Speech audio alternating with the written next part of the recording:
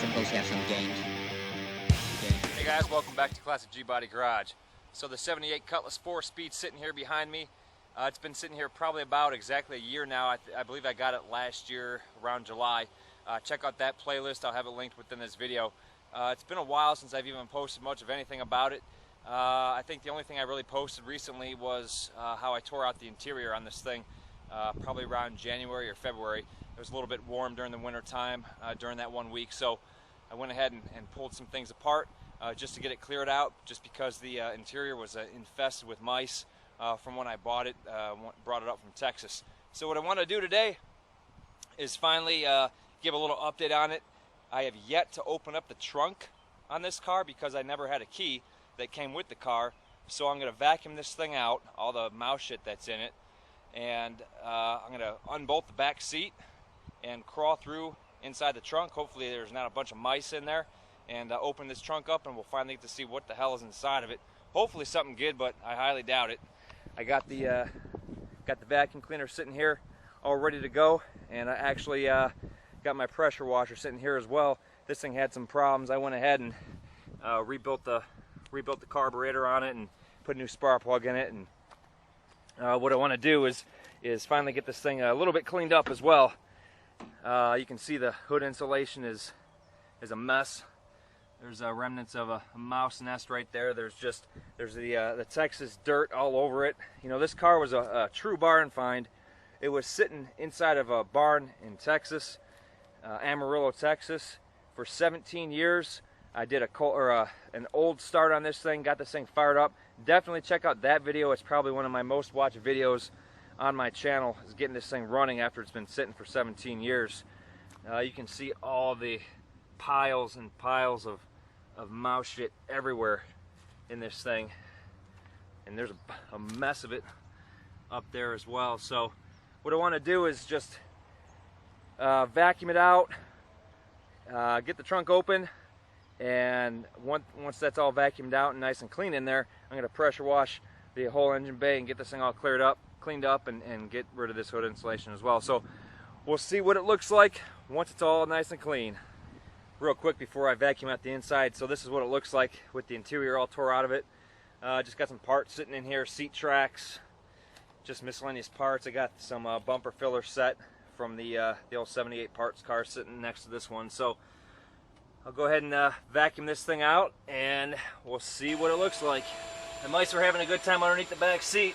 It looks like there's also some behind the upper part of the rear seat right there. So that'll be a little interesting once I comes time to unbolt that rear seat there.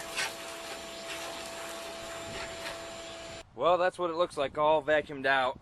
The floorboards are actually in pretty nice shape. Let me get in here and I'll show you guys what it looks like. Back behind the rear seat, it looks like the seat belts are just soaked. They're almost dark in color. You can see, here's the original. You can see how nice and bright that one is versus how dark these are. They're either soaked in mouse piss or someone dumped a bunch of oil back here. It almost seems like a quart of oil or something was dumped back here because everything seems kind of greasy and slimy. Pretty nasty. So here's what the floorboards look like. Overall, they're in really good shape. There's just a few little pinholes right there and there. That's the driver's rear and the driver's front.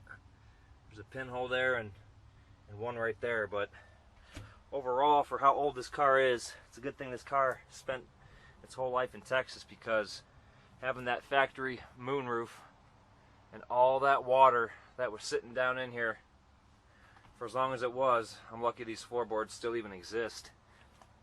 And it's a good thing it sat in a barn for a lot of its life, or half of its life I should say. Here's what the passenger side floorboards look like. So those are nice and clean. But you know, these little pinholes, nothing a little bit of a seam sealer can't fix, or just braze them up a little bit. But that's definitely not going to replace those.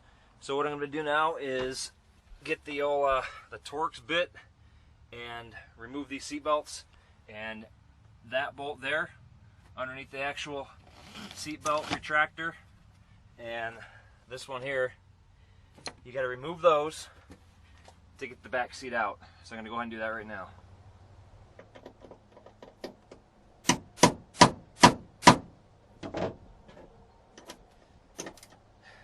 Torx bolts tend to be a little tight because they glop them full of anti-seize from the factory and a sealant as well. So these things tend to be really tight. They tend to be really tight, especially if you got a rusted car. So make sure you either heat them up or oil them from the back side, because if you end up stripping these things out, they're going to have to be ground out of the floor. Alright, well, I got the seatbelt retractors unbolted. There's the seat bolt right there that holds the rear seat down. You can see it's loose. And I got the other side loose. And what you got to do to get this back seat out is you push up from the bottom and it hooks in from the back side from the top. So I have yet to pull the seat back to see what is inside the trunk. So here we go.